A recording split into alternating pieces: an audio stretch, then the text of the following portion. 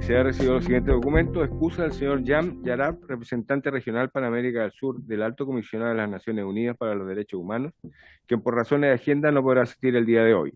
Y las excusas del docente de la Universidad de Chile, señor Eduardo Sepúlveda, quien también por razones de agenda no podrá asistir a la sesión del día de hoy. Esa es la cuenta, presidente. ¿Se ofrece la palabra respecto de la cuenta?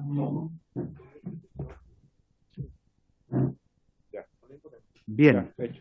Se ofrece la palabra en varios. Perfecto. Bueno, si no hay palabras en varios, vamos a pasar al objeto de esta sesión. La presente tiene por propósito escuchar al doctor Enrique Morales Castillo, presidente del Departamento de Derechos Humanos del Colegio Médico, y el señor Francisco Mafioletti Celedón, experto área de derechos humanos, encargado del área NNA, Comité de Prevención contra la Tortura, Mecanismo Nacional de Prevención de la Tortura, quienes expondrán al tenor de la materia en el mandato. Don Francisco Mafioletti se encuentra conectado. Don Francisco, ¿usted me escucha? Buenos días, señor presidente. Buenas tardes. Sí, lo escucho perfectamente bien. Don Francisco, le agradecemos que haya aceptado esta invitación para exponer en esta comisión y le ofrezco la palabra hasta por 10 minutos. Bueno, muy buenas tardes, presidente, y por su intermedio a todos los diputados y diputadas de la Comisión Especial Investigadora. Primero que todo, a nombre del Comité de Prevención contra la Tortura, que es el Mecanismo Nacional de Prevención contra la Tortura de Chile, agradecemos la presente invitación a poder dar nuestra opinión respecto de la materia propia que ha definido el objeto de la comisión. Tengo un pequeño PowerPoint que me gustaría poder presentarles para que vaya acompañando visualmente esta presentación, que después podría compartírselo con todo gusto. Voy a ver si se me permite. Sí. Por supuesto que se le permite. Adelante. Muchísimas gracias, presidente. Bueno, en honor al tiempo, sobre todo el de ustedes, trataré de ser lo más breve y conciso respecto a la presentación que hemos preparado. Y va a resultar necesario que haga una pequeña explicación respecto de quiénes somos el Comité de Prevención contra la Tortura, cuál es nuestro mandato legal, y de ahí derivar a las recomendaciones que hemos hecho al Estado de Chile en las materias que ustedes están investigando, tratando siempre de aplicarlo esto a el objetivo que persigue la Comisión Especial Investigadora.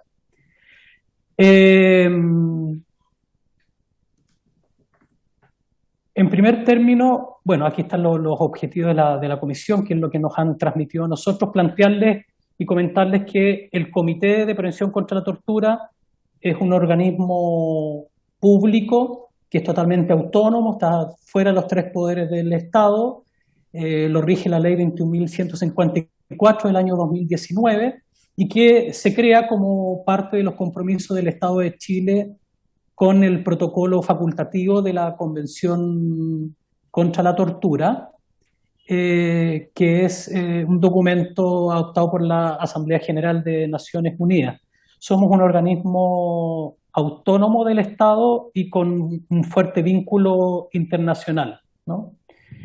En los distintos países que se han instalado los mecanismos nacionales de prevención contra la tortura, han sido ubicados institucionalmente en la Defensoría de las Personas o del Pueblo, o en los Institutos Nacionales de Derechos Humanos o en alguna otra estructura ad hoc. A nosotros la ley 21.154 nos sitúa dentro del Instituto Nacional de Derechos Humanos, respecto del cual tenemos una total autonomía. En tanto, ellos no pueden desarrollar las funciones que nosotros desarrollamos y viceversa, ¿no? Y además que el instituto va a actuar en estas materias, en la prevención contra la tortura y los malos tratos, exclusivamente a través del comité. O sea, vamos a ser nosotros quienes Dentro de los 14 puntos del mandato del comité, les destaqué aquí 4 que son los más importantes, los voy a resumir. Realizar recomendaciones pertinentes a las autoridades competentes de los distintos servicios en las materias propias de nuestro mandato. Colaborar con el Subcomité de Prevención contra la Tortura, que es un organismo internacional. Proponer al Consejo del Instituto las modificaciones legales y reglamentarias, con el fin que en estas materias se adecue la normativa nacional a los estándares internacionales. Y como último punto, de los 14 que he seleccionado, estos 4, informar en el ámbito de las competencias técnicas cuando sea requerido por cualquier órgano del Estado, y ese lo he destacado en tanto entiendo que es lo que estamos haciendo en este momento. El comité está compuesto por 5 grandes áreas, porque nos toca hacer visitas a todos los lugares de Arica a Puerto Williams, del territorio nacional, en los cuales se encuentran personas privadas de libertad. Y me voy a centrar en el segundo de ellos, porque visitamos todas las comisarías, subcomisarías de carabineros a nivel nacional, todos los cuarteles de la PDI, todos los hospitales psiquiátricos y clínicas públicas o privadas, todos los ELIAM como centros de personas mayores, todos los establecimientos donde hay niños, niñas, adolescentes, ya sea en fase proteccional o en conflicto con la ley. Y en un quinto área, que es la penitenciaria, nos corresponde a nosotros visitar de forma preventiva todos los establecimientos penitenciarios de los subsistemas cerrados y semiabiertos de Gendarmería a nivel nacional, que son 104. Y en este contexto y en las visitas en que hemos realizado, hemos detectado algunas situaciones que nos parecen pertinentes transmitirlas al Estado, a los distintos organismos, ya sea el Ejecutivo, el Legislativo, el Judicial o algún organismo autónomo como la Fiscalía, a efecto de que se tomen en consideración las situaciones que nosotros hemos levantado con el propósito de prevenir e intentar evitar que estas variables de riesgo para la tortura puedan llegar a concretarse en este tipo de conductas. Cuando hablamos de tortura, evidentemente estamos hablando de tratos crueles, inhumanos y degradantes que producen un grave daño a las personas que se está cuidando, ¿no? Tanto los privados de libertad o las personas que están bajo el cuidado o custodia del Estado. Pero me quiero centrar aquí en estos 104 recintos penitenciarios que hemos tenido que tenemos que visitar a nivel nacional, de los casi 2.500 que tenemos en carpeta para visitar. Cumpliendo nuestro mandato, el año pasado generamos una misión de observación a la Araucanía. Hemos hecho 3 visitas en octubre del 2021, en abril del 2022 y en mayo del 2022, con las cuales hemos sostenido reuniones con la Defensoría Penal Pública, con la Fiscalía Regional, con la sede regional del Instituto Nacional de Derechos Humanos y con otros actores relevantes en la materia a efectos de ilustrarnos respecto de la situación en la cual se encuentran personas privadas de libertad y que pertenecen a pueblos originarios, particularmente los mapuches. Hemos hecho visitas a los centros penitenciarios, el CDP de Angol, el de Temuco, el de Vilcún y el CIP-CRC de Cholchol, donde hay adolescentes. Voy a destacar, a modo de introducción en los contenidos, esta frase que el ex director nacional de Gendarmería, Cristian Alvear, en la sesión del 12 de septiembre de esta comisión especial investigadora, señaló que dice que una de las principales misiones de Gendarmería de Chile es promover la reinserción social de los condenados. No es que lo diga él, lo dice la propia ley orgánica de Gendarmería, lo dicen a nivel internacional todas las visiones y misiones de los organismos penitenciarios. Para el planteamiento que les vamos a hacer es necesario tener en consideración las reglas mínimas de Naciones Unidas al tratamiento de los reclusos, que se le han llamado reglas Mandela, que son del año 2015, lo adopta la Asamblea Nacional General de Naciones Unidas, y que, como su nombre lo indica, representan un conjunto de condiciones mínimas admitidas por las naciones. No es el máximo, no es lo ideal, es el mínimo y es el piso respecto del cual todos los estados adscritos al sistema de Naciones Unidas tienen que cumplir y que tienen preeminencia respecto a la normativa interna. ¿Qué es lo que señalan? Tengo un pequeño extracto que lo he preparado para ustedes hoy día, estas normas, que el objetivo de las penas y medidas son proteger la sociedad contra el delito y reducir la reincidencia, y que esto solamente se puede alcanzar en el periodo de privación de libertad a través de la reinserción de los reclusos y todas las actividades que con ellos se desarrollen, para que cuando estén en libertad puedan convivir de manera armónica con la ley y no volver a reincidir. Y en estos sentidos se le encarga a las administraciones penitenciarias y a todas las autoridades competentes en los distintos ámbitos la escolarización o formación educacional, formación en un oficio, contacto con el medio libre y toda una serie de condiciones y características criminológicas que están recogidas en un instrumento que es el IGI, que es el que se le aplica a todos los sujetos que entran a Gendarmería, ya sea a cumplir condena, para poder evaluar el nivel de contaminación criminógena y generar una intervención terapéutica, rehabilitadora y readaptativa conforme a sus necesidades para tratar de optimizar la reinserción social del sujeto, que yo diría que es el objetivo último del sistema penitenciario, ¿no? Lo que pretende evitar el Estado y la sociedad con la privación de libertad es la seguridad de la sociedad y el poder proporcionarle al privado de libertad todos los derechos que tienen los ciudadanos, y esto está recogido en la normativa internacional, pero además programas y condiciones que a ellos les permitan ir encaminándose a lo que se ha denominado la reinserción social. También tenemos que tomar en consideración el convenio 169 de la Organización Internacional del Trabajo, que es particular respecto a los pueblos indígenas y tribales, que se aplica a más de 5.000 pueblos a nivel internacional, y que refleja el consenso entre los gobiernos, los empleadores y trabajadores. Y este convenio, el 169, muy conocido, se fundamenta en el respeto a las culturas y la forma de vida de los pueblos indígenas, bajo el supuesto que la consideración de ellos en tanto derechos humanos va a permitir y facilitar ese proceso de reinserción social por parte de ellos, si estos son considerados su particular cosmovisión y forma de ser, etcétera. El objetivo de este convenio es superar las prácticas discriminatorias que pueden afectar a los pueblos. E insisto en este punto en términos de que toda esta normativa internacional tiene una cierta preeminencia respecto a la normativa nacional.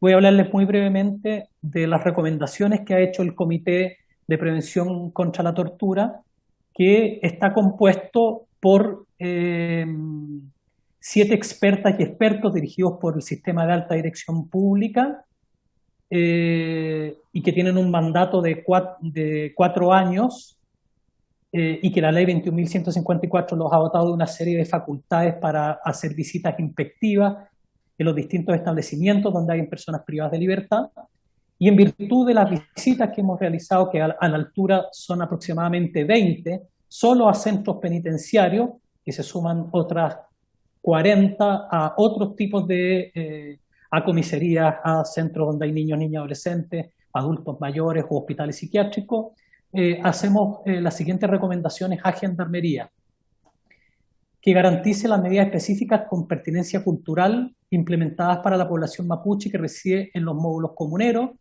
que se garantice el cumplimiento de la resolución exenta 3925 de julio del 2020, sobre la aplicación de la reglamentación penitenciaria tratándose de personas pertenecientes al pueblo originario, que se promueva una oferta programática con pertinencia cultural en los recintos donde exista población indígena, que se incorpore una perspectiva intercultural crítica y antropológica en la elaboración de los informes psicosociales, que no se exija que se asista a la escuela de los establecimientos que no cuenten con una educación con enfoque intercultural, que no se exija la asistencia a actividades programadas que no cuentan con ofertas de actividades con enfoque intercultural. Aquí es importante señalar que se constituye, de acuerdo a la normativa internacional, en una obligación por parte de estos establecimientos de generar las condiciones adecuadas y adaptadas con pertinencia cultural para todos los grupos, no solamente los pueblos originarios y en particular los mapuches, sino que para todo tipo de población. Esto es para una población, por ejemplo,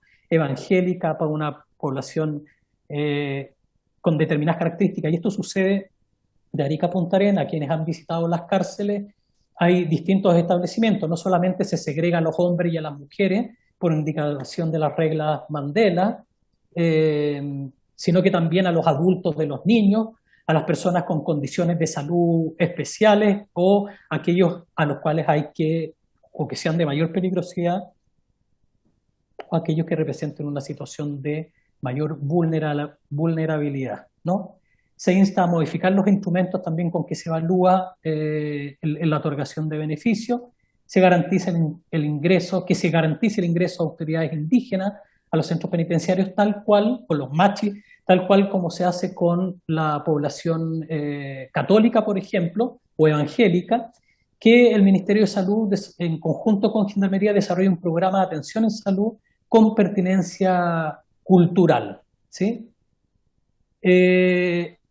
En definitiva, lo que nosotros planteamos, y a la luz de lo que ustedes están investigando, dice relación con el hecho de que, a ver, voy a dejar de compartir, porque tengo una presentación que es más larga, es el comité, pero no quiero ocupar el tiempo de ustedes en eso, sino más bien estar abierto a las preguntas que se puedan formular. Queremos relevar dos elementos que son básicos y esenciales. En primer término, existe una obligación por parte del Estado en respetar los derechos humanos de todos los sujetos, en particular de aquella población que es más vulnerable, que son los privados de libertad, en algunos casos con doble vulnerabilidad, los casos de los adolescentes, por ejemplo, por ser menores de edad, en los casos de las personas con discapacidad u otro tipo en la población extranjera, etcétera. Y en ese sentido no hay que desatender que el fin último de la sanción penal es la reinserción social del condenado, aparte de el cuidado o el reaseguramiento de la población general. Para que un condenado, cuando salga en libertad, no cometa delitos y no reincida, es básico y esencial el hecho de que el único derecho del cual se lo prive es el de la libertad de desplazamiento. Pero toda la normativa internacional y los países desarrollados vienen planteando, ustedes pueden ver las cárceles en Suecia, en Holanda, en Alemania, en Inglaterra, en España, en Francia, etcétera, que al condenado que está cumpliendo intramuro se le facilitan los contactos con sus familiares, la posibilidad de estudiar, la posibilidad de aprender un oficio, porque el Estado y la sociedad entiende que en la medida en que esto se le permita al sujeto, lo va a potenciar en sus conductas prosociales y por tanto cuando vuelva a salir al medio libre va a poder desarrollar un trabajo, no haber perdido el contacto con su entorno social y va a poder reinsertarse adecuadamente. Don Francisco, sí, Francisco, le solicito que vaya voy cerrando porque estamos en el tiempo. Perfecto, señor presidente. En las visitas que hemos hecho y en las recomendaciones que hemos formulado al Estado de Chile, hemos sido muy claros en términos de que hoy día la población mapuche, a diferencia de lo que se sostiene, no es que tenga unos ciertos privilegios, sino que muy por el contrario, en muchas oportunidades no se está implementando la pertinencia cultural que requiere su forma de vida, su cosmovisión, y esto atenta gravemente contra la reinserción social del mismo pueblo mapuche y de otros pueblos también. Y en la medida en que las formas de cumplimiento sean más adecuadas a su propia realidad y se les generen las condiciones, vamos a tener personas que vamos a poder decir que a su salida, en su egreso del centro, van a estar debidamente reinsertados socialmente. Okay. Eso es todo, presidente. Muchas gracias. Gracias, don Francisco, por su exposición. Se ofrece la palabra a los señores diputados presentes y a quienes están conectados telemáticamente si desean hacer alguna consulta a don Francisco. Se ofrece la palabra. Perfecto. Don Francisco, le agradecemos su participación. Diputado, yo quisiera hacer unas consultas, por favor, solo que no encontré dónde levantar la palabra, dónde levantar la mano. Tiene la palabra, diputada. Don Francisco, primero le quiero agradecer enormemente la exposición que hace.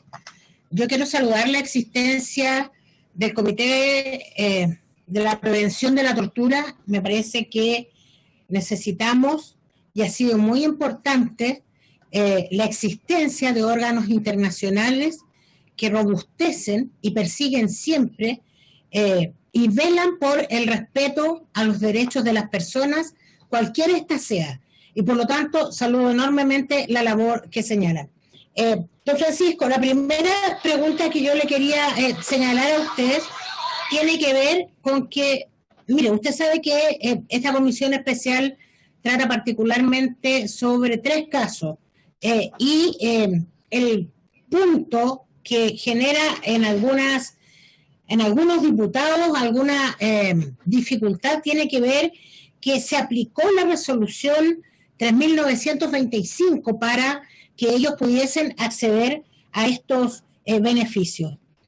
Usted habló de estándares mínimos, no máximos, mínimos, que se plantea el Comité contra la Prevención de la Tortura en relación a la situación en las cárceles del país.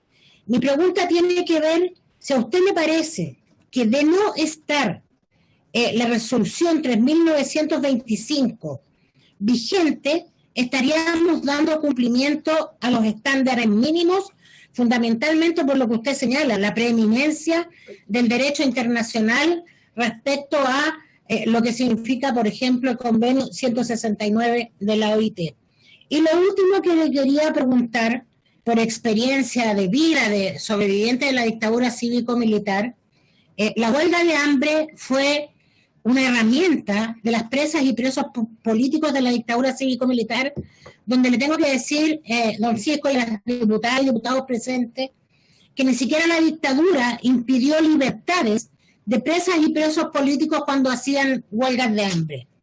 El tratamiento de la huelga de hambre, según su visión y el organismo que usted representa, tiene que ser un método de castigo o de imposibilidad de acceder a beneficios por parte de prisioneras y prisioneros que en esta comisión claramente tenemos opinión dispar, pero a mi juicio son prisioneras y particularmente los presos mapuches son prisioneros políticos. Esa sería mi pregunta y le quiero agradecer su presencia nuevamente. Gracias diputada. Don Francisco, tiene la palabra. Bueno, muchas gracias, diputada Pizarro. Gracias, presidente, por la palabra. Primero señalar un par de cosas. Yo soy psicólogo, soy doctor en psicología, fui presidente y fundador de la Asociación Chilena de Psicología, trabajé 11 años en la Fiscalía Nacional del Ministerio Público, y el equipo de 7 expertos es un equipo de profesionales, yo diría, del más alto nivel y muy plural.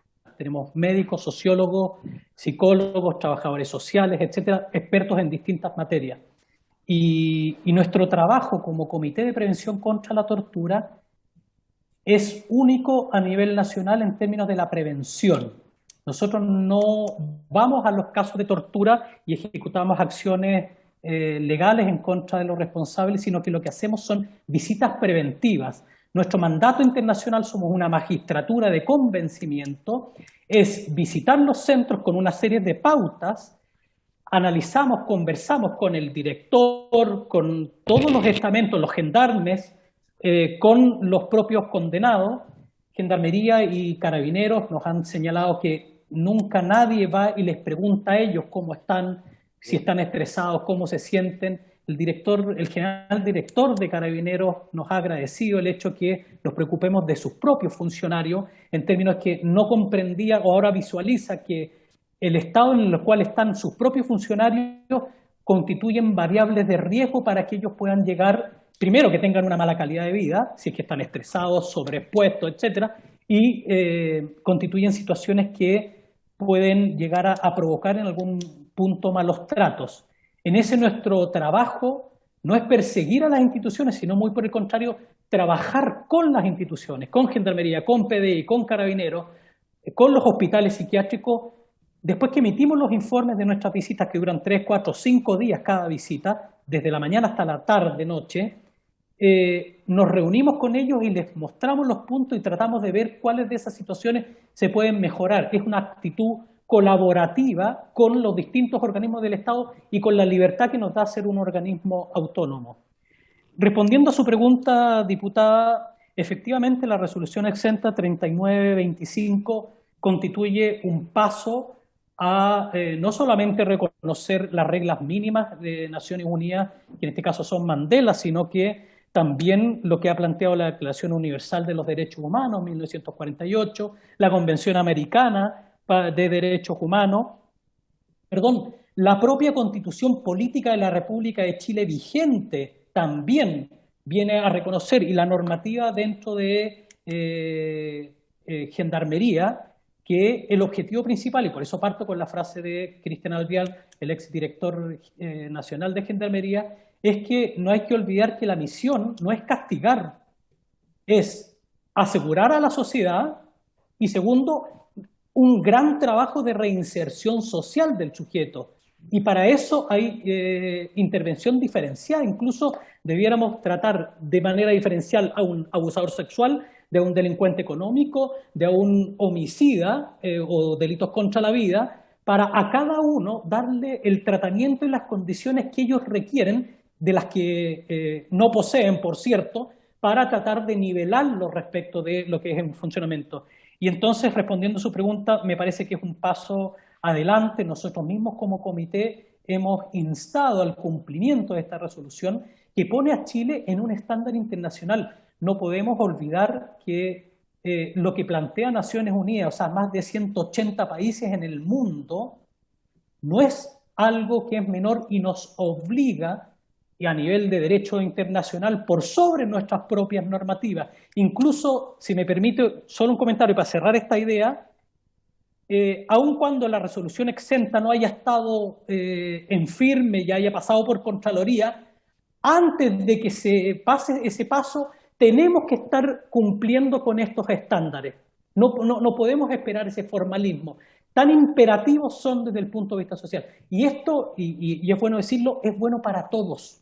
No es bueno para algunos, es bueno para el Estado de Chile. O sea, quien tenga una visión de Estado tiene que entender que esto en último término es bueno para ellos. Y respecto a la huelga de hambre, comentarle, diputada, que en 2 oportunidades estuvimos con los comuneros que estaban en huelga de hambre en Angola, en el CDP. Efectivamente estaban muy mal de salud, ellos están dispuestos a arriesgar su vida, lo cual sería una tremenda afrenta y nos expondría como Estado ante los organismos internacionales, pero principalmente está la vida de esas 2, 3 o 4 personas, porque la huelga de hambre se ha constituido para ellos en el único medio por el cual ellos pueden intentar tratar de hacer valer sus derechos. Y eso no resulta algo que en el estándar nacional pudiéramos estar muy orgullosos de poder sostener. Ellos están en muchas oportunidades, y conversamos en varias oportunidades con ellos, dispuestos a morir por la causa, pensando que a otros compañeros de ellos los van a beneficiar el producto de la pelea que ellos están dando. Particularmente tengo que comentarle también que estuvimos en el set de Vilcún con Celestino Córdoba, que todas las mañanas, de lunes a domingo, a las 8 de la mañana, sale de su habitación encierro, y ahí al aire libre hace su rezo y su oración, y que él ha pedido en varias oportunidades que se generen instancias que son tremendamente importantes para el pueblo mapuche, como lo son el contacto con la tierra, el recibir su tipo de medicina a partir de la machi, recibir las orientaciones espirituales también, y privarlos de eso indudablemente constituye una vulneración de derechos, no hablemos de derechos humanos si no se quiere pensar esto tan politizado, pero de derechos básicos y esenciales, fundamentales, y que si es que no están presentes, daría para que nosotros iniciáramos conversaciones con el SPT, que es el organismo internacional de Naciones Unidas, para que hagan una visita al Estado de Chile. Gracias, don Francisco. Gracias a usted, presidente, y gracias, tenemos otra consulta. Le solicitaría que fueran más breves las respuestas porque tenemos otro invitado que también quiere aportar a la discusión. Así que, por supuesto. Diputado Leonidas Romero. Gracias, presidente. Bueno, saludar a don Francisco Macialetti, creo que él apellido. Él dijo que había visitado los ELEAN, CENAME, cárceles, psiquiátricos, y habló del año 2020 al presente. Pero, presidente, lo voy a sacar un poco del tema a nuestro invitado, porque no todos los días tengo la oportunidad de estar con un experto como él. Quiero preguntarle, señor Macialetti, usted estuvo en las estaciones del metro donde autoridades hoy día, ayer no eran autoridades, decía que se torturaban a los chilenos, porque si está tan preocupado y ocupado, que así me da la impresión, me gustaría saber, repito, de primera fuente, si fueron efectivas las torturas de parte de la Policía de Investigación y Carabineros en las estaciones del metro que destruyeron, quemaron y dejaron en la indefensión a los pasajeros y a los chilenos en general. Gracias, presidente. Una aclaración, no está dentro del contexto de esta comisión, solo si usted lo tiene a bien podrá contestar, don Francisco, de lo contrario le agradecemos su participación. Señor presidente, con todo gusto le respondo al diputado Romero, porque creo en el diálogo y creo que hay que ser capaz de intercambiar opiniones sin perjuicio que excede los propios objetivos de esta comisión. Efectivamente, nosotros queremos estar en todos aquellos lugares en los cuales exista la posibilidad de que a cualquier persona, independiente de su color político, pueda ser víctima de tortura, que son tratos inadecuados que producen un grave daño. Dentro de las próximas semanas va a ir un representante nuestro a trabajar en Paraguay para poder empezar inspecciones a recintos militares en las cuales se hace formación militar, porque también nos preocupan la situación de los policías, de los gendarmes y de los propios funcionarios de las Fuerzas Armadas que están en un régimen cerrado y por lo mismo, no teniendo la libertad para salir, es necesario que haya un cierto control por parte de organismos totalmente independientes y fuera de todo color político, como es el Comité de Prevención contra la Tortura. Gracias, don Francisco. Gracias, don Francisco. Le agradecemos su disposición para participar de esta comisión y lo dejamos en libertad de acción. Voy a dejar a continuación al presidente del Departamento de Derechos Humanos del Colegio Médico, el señor Enrique Morales. Don Enrique, ¿está conectado? Hola, buenas tardes a todos y a todos. Don Enrique, tiene la palabra hasta por 10 minutos. Sí, necesito que me ayuden a compartir la pantalla para poder hacer una presentación, por favor. Está autorizado, don Francisco, así que proceda nada más. Sí. Enrique Morales es mi nombre. Un segundo. Un lapsus. Don Enrique Morales Castillo. Ya no dejemos afuera la mamá. ¿Ya?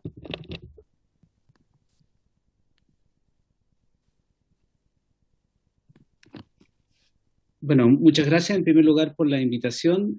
Yo soy presidente del Departamento de Derechos Humanos Nacional de Derechos Humanos del Colegio Médico. Desde el 2011 soy miembro de ese departamento y desde 2017 soy el presidente. Y en este trabajo yo quisiera un poco explicarle a propósito de la invitación de la comisión, cuál es nuestra labor. En primer lugar, nosotros hacemos una diversidad de labores que no solo tienen que ver con el tema que aquí se está discutiendo, que tiene que ver con las huelgas de hambre y las situaciones que investiga esta comisión, sino que otras áreas que tienen que ver también con documentación de tortura y lo que tiene que ver con incluso visita a cárceles. Nosotros tenemos un convenio como colegio médico con el Instituto Nacional de Derechos Humanos. Esto es desde 2013 y desde entonces efectuamos junto con el Instituto Nacional de Derechos Humanos visitas a recintos penitenciarios a evaluar diferentes personas que ya aleguen haber sufrido tratos por inhumanos antes, o tortura, o estén en huelga de hambre, por ejemplo, y así hemos recorrido múltiples centros penitenciarios en el país. Y también, a propósito de la pandemia, hemos hecho evaluaciones de personas que están, de la situación de la pandemia. Estuvimos evaluando en base a lo que son las reglas mínimas de las Naciones Unidas. El señor Francisco Maffioletti hizo un extensivo referencia a la importancia de esta regla y la importancia de otros tratados internacionales. Y estuvimos en el CDT de Puente Alto, asimismo como junto con el NIH, junto con estar en el Santiago Sur, la expenitenciaría, evaluando la situación de salud y de derechos humanos y emitiendo informes al respecto. Entonces, pongo esto en contexto porque de esta manera nosotros, como Colegio Médico y como Departamento específicamente de Derechos Humanos, hemos hecho diferentes visitas a personas que están en huelga de hambre en contexto de privación de libertad o en libertad. ¿Y por qué el Colegio Médico hace este tipo de evaluaciones? Bueno, el Colegio Médico tiene este departamento específicamente que funciona con un departamento nacional y con varios regionales en el país. Y destacar que dentro de nuestro código de ética, el código de ética del Colegio Médico, que está recientemente actualizado, contiene dentro de las normas éticas que se adosan a esto. Y la primera norma que el código de ética de nuestro colegio incorpora como una norma de referencia es la Declaración Universal de los Derechos Humanos, y dentro de estas también, el número 19 incluye la Declaración de Malta de la Asociación Médica Mundial sobre personas en huelga de hambre. Y quiero hacer especial referencia a esto. Sé que este tema se ha mencionado, me tocó escuchar la última sesión y se ha revisado. Quiero aclarar que la Asociación Médica Mundial es el principal organismo de los colegios médicos en todo el mundo. Reúne a los principales colegios de todos los países en muchas regiones del mundo.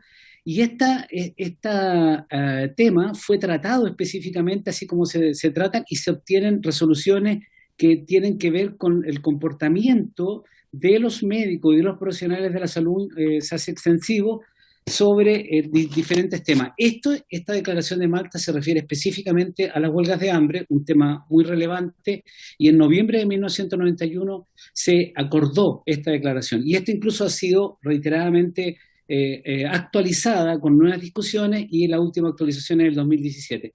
Y quiero destacar que incluso nuestro Colegio Médico y nuestro Departamento de Ética del Colegio Médico del Departamento Nacional hizo esta publicación respecto específicamente a aspectos éticos de la conducta médica en personas en huelga de hambre, y esto es muy relevante porque señala y refuerza lo que les voy a decir al principio, a continuación, digamos, que es que la huelga de hambre es un dilema ético en que se enfrentan dos principios básicos éticos en la medicina, que son la beneficencia, o sea, que a la persona le pasen cosas que sean en bien de su salud, con el derecho a la autonomía de los pacientes. Esto se puede aclarar muy claramente cuando, por ejemplo, alguien tiene un cáncer y requiere una quimioterapia y la persona dice no quiero recibir quimioterapia, y es obligación médica respetar el principio de autonomía en contra de de beneficencia, lo que sería para su salud. Por supuesto, uno intenta convencerlo, darle los argumentos técnicos, pero es parte de la libertad de las personas poder llegar a esto, y eso está no solo en esta materia, sino por supuesto en la ley de deberes y derechos de los pacientes. Esto se entiende en esta declaración y de la ética como una medida extrema, como un último recurso. Estas personas nunca desean morir, no es una forma de suicidio, pero algunas pueden estar preparadas para hacerlo con fin de lograr su objetivo. La labor médica constituye básicamente la capacidad de determinar su capacidad física y mental de la persona para ver si está en condiciones de tomar esas decisiones, y obtener manifestaciones por escrito de la voluntad que esta persona tiene en caso que se agrave, por ejemplo, o pierda la conciencia. Es muy importante obtener declaraciones expresas qué va a pasar si va a aceptar que se le dé alimento, y por supuesto el médico tiene que intentar tratar de mitigar al máximo esto e incluso tratar de llevar personas. Pero respecto a la alimentación forzada, hay una especificidad al respecto. Dice que todos los tipos de intervenciones para alimentación enteral y parenteral contra la voluntad de la persona en huelga de hambre mentalmente competente son consideradas alimentación forzada. La alimentación forzada nunca es éticamente aceptable, incluso con la intención de beneficiar la alimentación con amenazas, presión, fuerza o uso de restricción física es una forma de trato inhumano y degradante. Al igual que es inaceptable la alimentación forzada de algunos detenidos a fin de intimidar o presionar a otras personas en huelga de hambre para que pongan término a su ayuno. Y quiero hacer referencia, porque ustedes recordarán que en la historia de la humanidad han habido grandes procesos de movilización en distintos contextos, en distintas situaciones, y han habido personajes de muy diverso tipo que han implementado huelgas de hambre. A todos se nos vienen a la mente India en la colonia británica, algunos líderes que han hecho eso en distintos contextos. Nosotros hemos visitado a distintas personas que han estado en huelga de hambre, pero incluso quisiera referirme que en Chile, si uno no tiene una memoria tan corta, debe recordar que hay personajes incluso de distintos sectores políticos que han recurrido a la huelga de hambre. Me refiero al diputado Ben Moreira, por ejemplo, a raíz de la detención de Augusto Pinochet en Londres. Él inició una huelga de hambre. Me refiero, por ejemplo, al señor Leopoldo López, que inicia en 2015 una huelga de hambre en Caracas, por ejemplo, y asimismo es un sinnúmero de personas. Entonces quiero destacar este concepto desde el punto de vista, de que las huelgas de hambre, y aquí es importante tener una mirada de largo plazo, y así llamo a los señores diputados, y no solo a una mirada puntual o de corto plazo respecto a una situación concreta que hoy día vivimos, a un grupo específico que ha planteado huelgas de hambre, sino que esto tiene que ver con la historia en distintos procesos sociales, en distintos países, y por lo tanto querer poner en duda que la huelga de hambre es una herramienta de lucha no pacífica, querer poner en riesgo este concepto de que las personas que llegan a esta situación, llegan, digamos, bajo una situación personal, y que es una situación, digamos, que les permite, sin afectar a otras personas, sino afectar incluso su propia vida y su salud,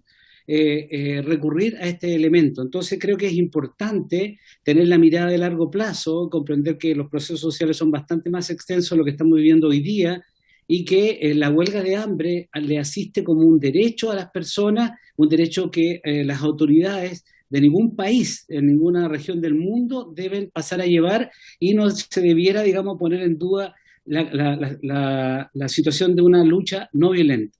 Respecto a eso, el Colegio Médico ha intervenido en algunos de los procesos de huelga de hambre, incluso solicitó autoridad del gobierno.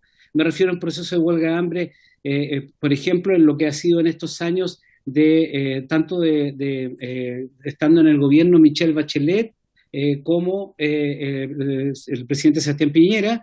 En esos contextos hemos intervenido en distintos procesos de huelga de hambre, y el Colegio Médico ha hecho evaluaciones y ha hecho también gestiones. Por ejemplo, voy a hacer referencia a este hecho, en conjunto con la Universidad de Chile, la Facultad de Derecho de la Universidad de Chile, el Departamento de Derechos Humanos del Colegio Médico, representados por el rector y el doctor Patricio Meso, en ese momento vicepresidente, actualmente presidente del colegio, le hicieron una propuesta formal respecto a las garantías de personas privadas de libertad. Esto es en julio del 2018, a raíz de buscar una solución a una situación que pone en desmedro y hace que Chile incumpla convenios internacionales que ha ratificado, como el convenio 169, y también, como lo mencionó Francisco Maffioletti, respecto al tema de la prevención contra la tortura. Y esto se dio inicio, empezaron a haber reuniones, yo personalmente participé, el doctor Patricio Mesa, distintas instituciones participaron durante los 4 años a partir de esta fecha. Lamentablemente esto no se concretó en un documento, y es una tarea pendiente que tiene el Ministerio de Justicia y Derechos Humanos de poner al día la reglamentación y las leyes en esta materia. En este proceso consideramos un absoluto avance. Bueno, acá es una de las reuniones telemáticas ya en medio de la pandemia. Consideramos un avance absoluto lo que significa el texto de la resolución exenta 3925, que sé que también ha sido discutida en este espacio.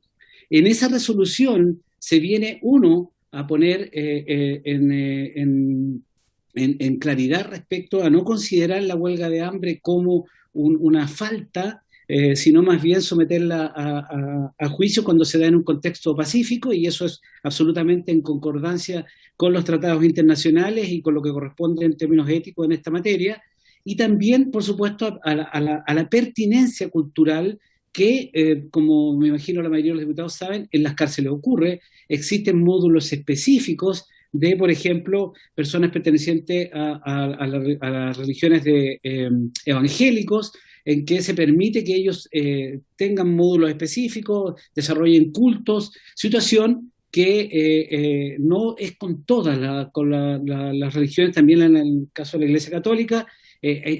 Había mucha tarea pendiente, y este es un gran avance que hace el ministro Larraín en julio de 2020, y que nos viene a hacer avanzar en un proceso y a permitirnos que nos pongamos al día en esta terminación. Por lo tanto, nosotros consideramos que estas normas son aplicables, por supuesto, a todos los pueblos originarios, pero también vienen a recoger lo que son los derechos de todas las personas privadas de libertad de lo que tiene que ver con su pertinencia cultural y religiosa, y no exclusivamente en el caso de los pueblos originarios.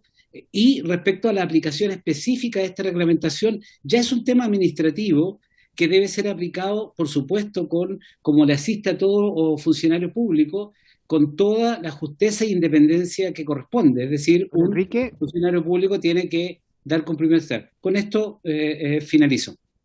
Perfecto. Estábamos en el tiempo, don Enrique. Le agradecemos su disposición para compartir sus comentarios en torno a este tema que estamos investigando como comisión. Señoras, señores diputados, se les ofrece la palabra a los presentes y a quienes estén conectados telemáticamente.